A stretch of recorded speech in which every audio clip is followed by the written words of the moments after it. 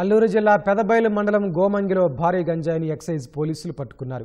ముందస్తు సమాచారంతో గోమంగి పరిసరాల్లో తనిఖీలు చేపట్టారు. లారీలో 1024 కిలోల గంజాయి ఒడిశా నుంచి రాంచీ తరలిస్తుండగా స్వాధీనం చేసుకున్నారు.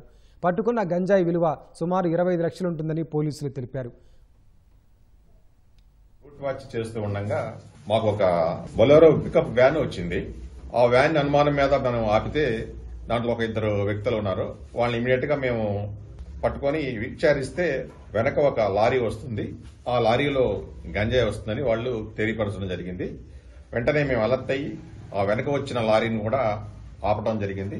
ఆపే సమయంలో ఆ లారీ డ్రైవర్ మమ్మల్ని చూసి కొద్ది దూరంలో ఆపి దిగి పారిపోయాడు. వెంటనే మేము ఆ లారీని చెక్ చేస్తే దాంట్లో 34 వైట్ బ్యాగ్స్ ఉన్నాయి.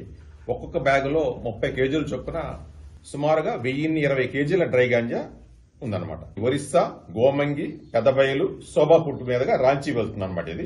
సో అక్కడ దాకా అప్పచెప్పని వీళ్ళకి ఎస్కాట్ లాగా వాళ్ళు వాడుకుంటున్నారు. సో ఈ 2 వెహికల్స్ కూడాను మనం ఇక్కడ రూట్ వాచ్ లో దీన్ని పట్టుకొని సీజ్ చేయడం జరిగింది.